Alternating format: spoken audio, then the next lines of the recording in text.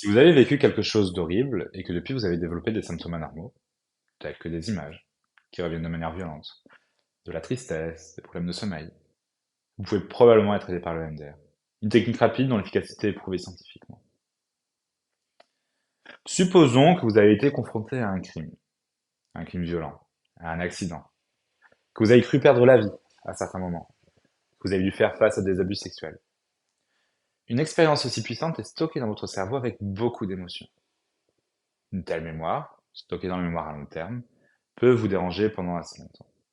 Le souvenir revient alors sans arrêt, même si on ne le veut pas. Les pensées négatives qui y sont associées surviennent également. Ces pensées vont vous faire croire que l'on vous veut encore du mal, que vous n'êtes pas assez bien, que quelque chose d'horrible peut encore se passer. Ici, le MDR peut vous aider à retirer tout ça. Lorsque vous prenez rendez-vous, dans un premier temps, on va vous demander d'activer la mémoire de cette expérience perturbante à partir de votre mémoire à long terme, en vous demandant de penser à ce qui s'est passé. Cette information va alors passer dans la mémoire de travail.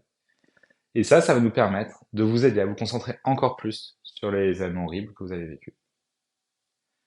À partir de là, le thérapeute va utiliser ses doigts, les déplacer devant vos yeux aussi rapidement que possible, en vous demandant de les suivre. En même temps, vous allez garder en tête le souvenir traumatisant.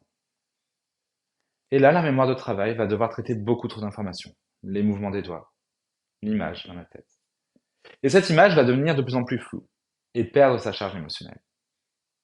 Lorsque la charge émotionnelle de l'image diminue, il est de plus en plus facile de penser différemment à l'expérience.